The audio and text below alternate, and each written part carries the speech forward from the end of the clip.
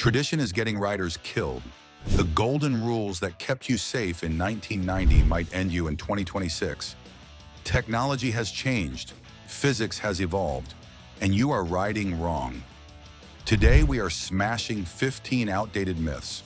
From dangerous braking habits to engine lies, we are deleting everything.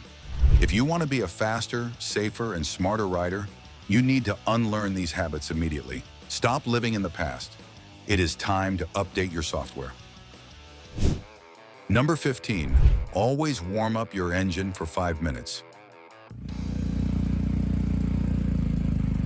You walk out to your bike on a crisp morning, you turn the key, you hit the starter, and then you wait. You stand there, helmet in hand, waiting for the temperature gauge to rise, believing that if you ride off cold, your engine will seize, your pistons will crack, and your oil will turn to sludge. This is the ritual of the warm-up, a sacred ceremony performed by riders all over the world. But I am here to tell you that unless you are riding a vintage machine from the 70s, you are wasting your time and actually hurting your bike. The new rule is simple. Start it, gear up, and go. Ride off gently. Keep the RPMs low for the first few miles. This warms the engine, the transmission, and the tires simultaneously, bringing the entire machine up to operating temperature as a cohesive unit. I have a buddy with a modern BMW who used to let it idle in his driveway for 10 minutes every morning. His exhaust headers turned bright blue from the lack of airflow, and his neighbors hated him. I told him to just ride. He saved 10 minutes a day, his bike runs perfectly, and his neighbors stopped throwing eggs at his house. Now, warming up the engine is about mechanical sympathy, but our next myth is about survival. It is a rule taught to every beginner, but if you follow it blindly in a corner, it could send you straight off a cliff. Number 14, never touch the front brake in a corner.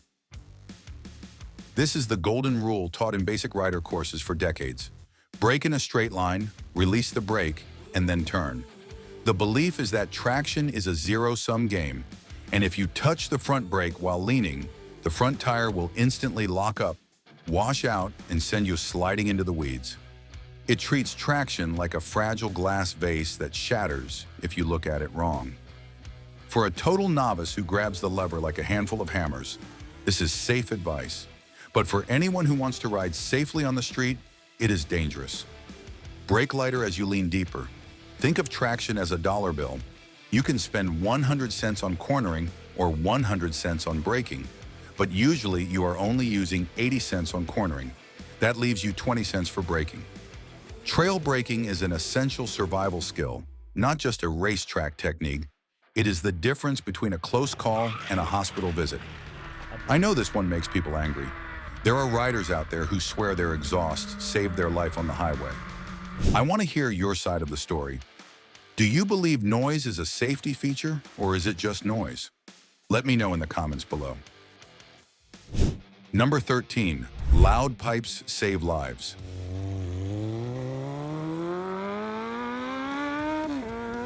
This is the mantra of the cruiser crowd, often shouted over the deafening roar of straight pipes. The idea is that if your exhaust is loud enough to wake the dead, car drivers will hear you coming from miles away and magically part like the Red Sea. It makes the rider feel powerful and present, but does it actually make you safer? Physics disagrees with your ego. Exhaust pipes point backwards. Sound waves from an exhaust travel primarily rearward. A car driver sitting in front of you is in a sound-insulated box, with the windows up, the air conditioning blasting, listening to a podcast, and probably looking at their phone. They will not hear you until you are already in front of them or right beside their window. By then, the danger is past. Don't rely on noise, rely on sight. Wear high-contrast gear, use your high beams during the day, but most importantly, position yourself in the lane where you can be seen in the driver's mirrors. While we are talking about common sense, there is a myth that was invented by marketing departments in the 70s to steal your money. It involves the lifeblood of your engine. Number 12, change your oil every 3,000 miles. This rule was invented by oil companies and quick lube shops in the 1970s to sell more product. Riders are terrified that if they go 1 mile over 3,000, their engine will turn into a grenade.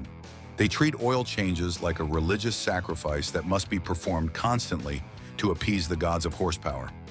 You see forums filled with people bragging about changing their oil every 1,500 miles, just to be safe. In 1970, oil was terrible. Tolerances in engines were loose, meaning fuel and combustion gases would blow by the piston rings and contaminate the oil quickly. Today, synthetic oils are chemical marvels. They resist thermal breakdown, they suspend contaminants, and they maintain viscosity for thousands of miles.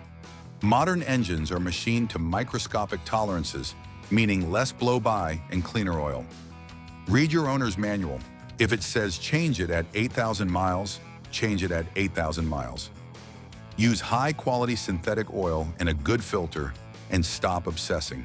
And as we all know, every time you buy a new set of tires, the mechanic gives you a grim warning. It used to be true, but now it is just an urban legend that slows you down. Number 11. You need to scrub in new tires for 100 miles. You get new tires installed.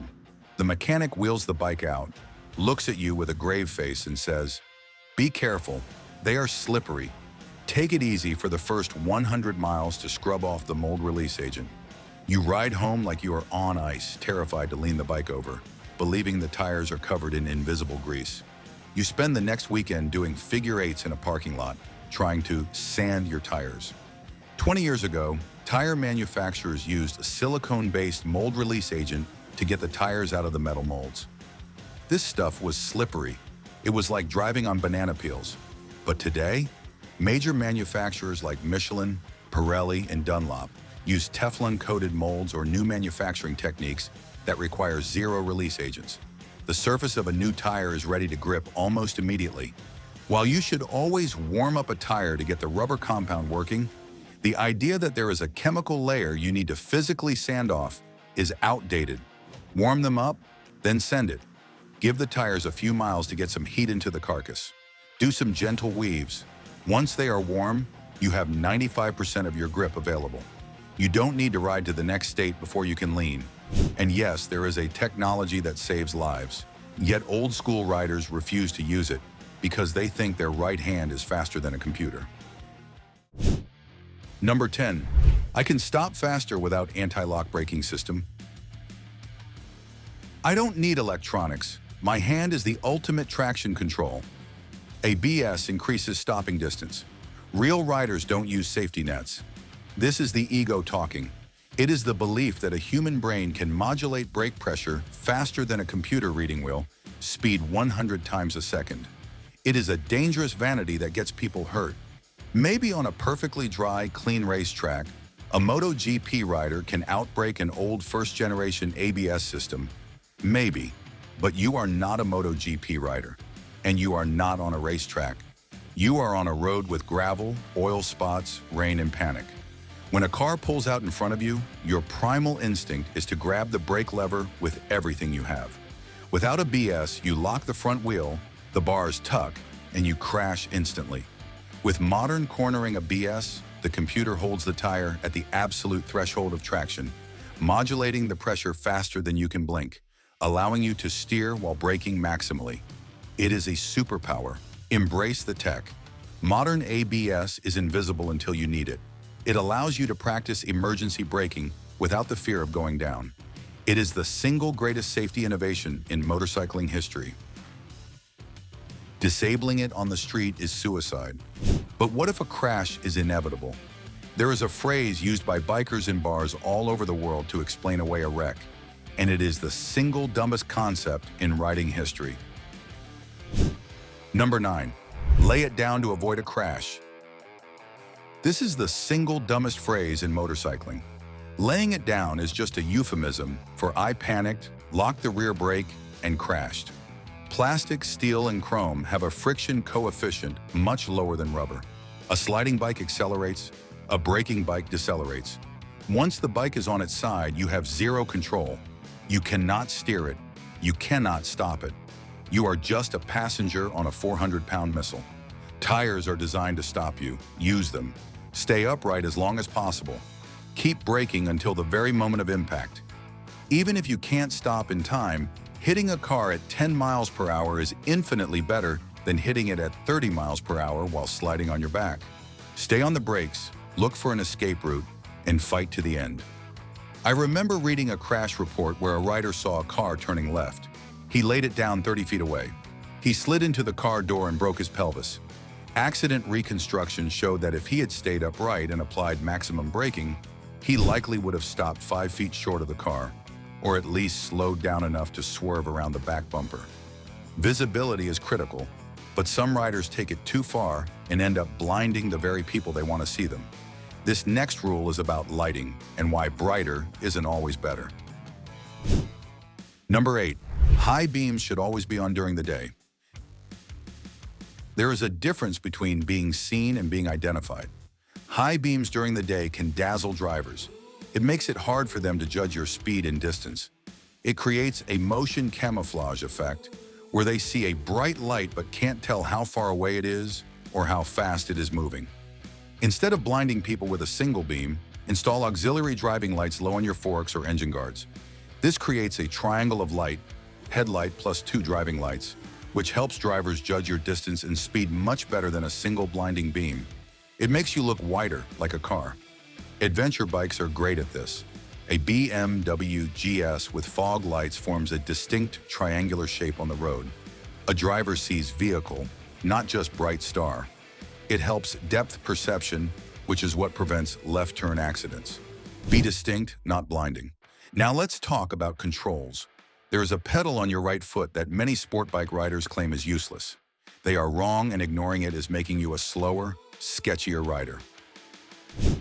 Number 7. Rear brake is only for slow speed. This is plain ignorant. Yes, while the front brake does 70 to 90% of the stopping, the rear brake is a control tool. On the street, the rear brake stabilizes the chassis. It settles the suspension. When you apply the rear brake, it squats the rear of the bike, lowering the center of gravity. It tightens your line in a corner without standing the bike up like the front brake does. It is essential for U-turns.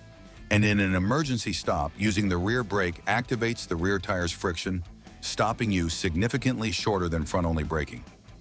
Use all your tools. Initiate braking with a light touch of the rear to squat the bike, then progressively load the front.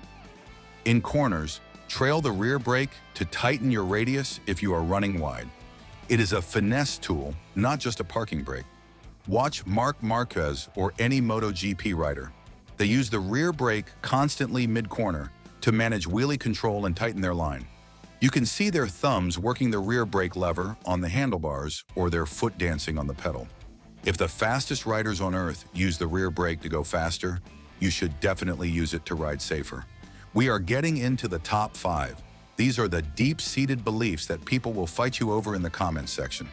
The next one involves a technique that riders use to feel like racers, but it is actually destroying their drivetrain. Number 6. Use engine braking to save brake pads.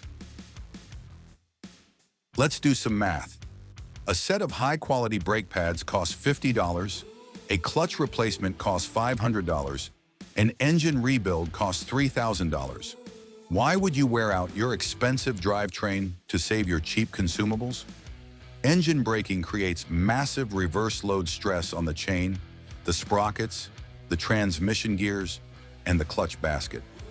Brakes are designed to dissipate heat and friction. Engines are designed to make power. Brake pads are sacrificial. Let them die so your engine can live. Brakes to slow, gears to go.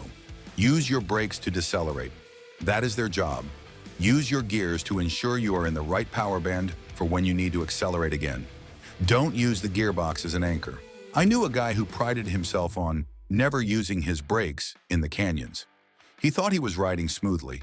He ended up warping his clutch plates and stretching his cam chain prematurely from the constant high RPM deceleration. He saved $100 on pads and spent $1,000 on repairs. Not a smart trade. While we are talking about saving the engine, there is a myth about oil types that scares owners of vintage bikes. It stops them from using the best protection available. Number 5. Synthetic oil causes leaks in older bikes. This is a misunderstanding of chemistry. Synthetic oil has high detergent properties. It cleans sludge. In an old, neglected engine, the sludge might be the only thing holding the dried-out gaskets together. When the synthetic cleans the sludge, the leak is revealed. Synthetic oil also conditions seals better than mineral oil, keeping them pliable. If your bike leaks with synthetic, it was going to leak anyway. It needs new gaskets, not worse oil. Run the best oil you can afford. If you have a vintage bike, fix the gaskets, then run synthetic. Your engine will run cooler, shift smoother, and last longer. Don't blame the oil for your bad maintenance. I switched my 1982 Honda CB 750 to full synthetic. Did it leak? A tiny drop from the shift shaft seal appeared after a week. I replaced the $5 seal. Now the bike shifts, buttery smooth, and runs 10 degrees cooler in traffic. The oil didn't cause the leak. It just told me where the maintenance was needed. Parking seems simple, right? Kickstand down, walk away. But there is one small habit that separates the pros from the amateurs, and getting it wrong can cost you a dropped bike. Number 4, always park in neutral.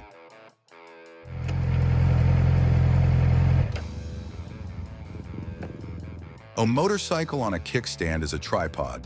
It is inherently unstable. If you park in neutral, the bike is free to roll.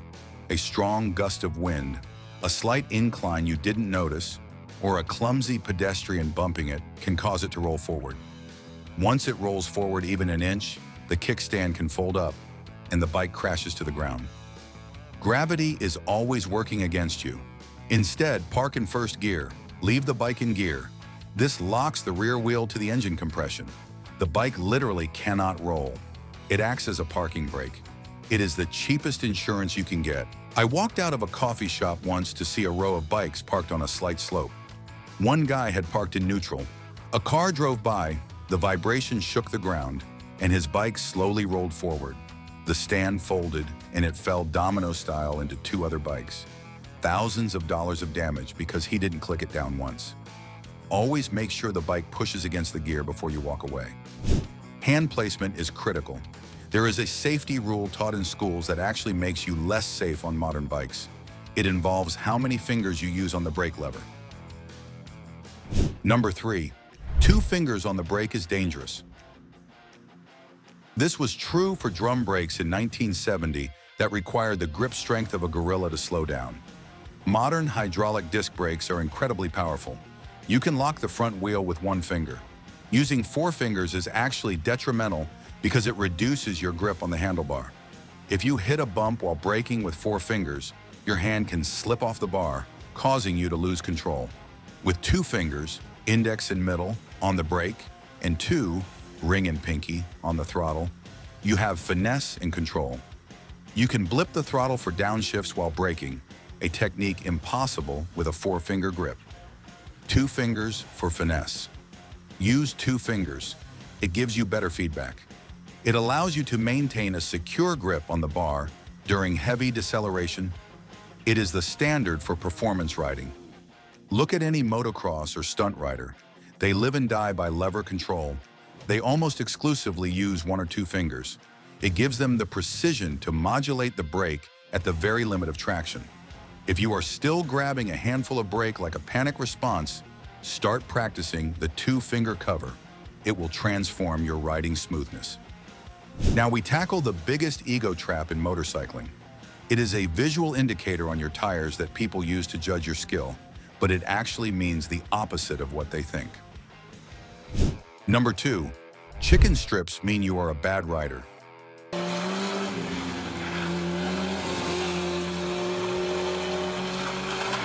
Chicken strips are the unused strips of rubber on the edges of your tires. The myth says that if you have chicken strips, you are a coward, a chicken, who doesn't lean fast enough or hard enough. Riders will risk their lives on public roads trying to erase them to prove their manhood to their friends. Here is the truth. Chicken strips on the street mean you are a smart rider. Public roads are covered in diesel, sand, gravel, and potholes. Riding at maximum lean angle leaves you 0 margin for error. If you are scraping pegs on the street, you are riding at 9/10 of the bike's capability. If something unexpected happens, you have no traction left to correct or tighten your line. Furthermore, body position matters. A rider with good body position keeps the bike more upright for the same corner speed, resulting in chicken strips.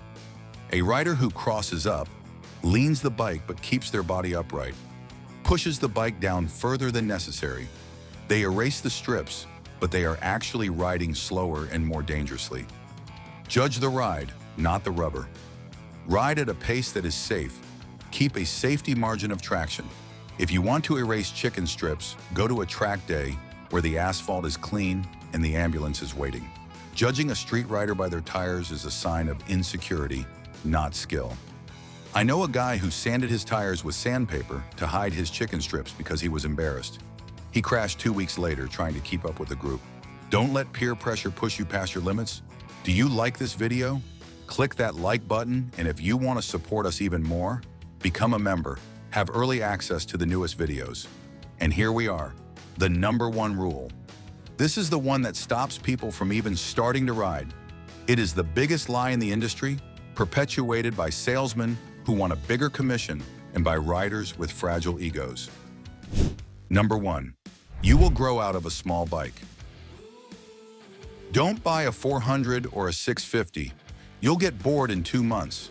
Start on a 1000cc bike so you don't have to upgrade later. This is the toxic advice given to new riders every single day. The belief is that displacement equals fun, and anything under 100 horsepower is a starter toy that you should be ashamed of. This rule kills new riders. Literally. A 1000cc sport bike is a race weapon. It is stiff, unforgiving, and brutally fast. Learning to ride on a leader bike is like learning to drive in a Formula One car. You are so busy trying not to die that you never learn proper cornering mechanics. You end up terrified, stiff, and slow.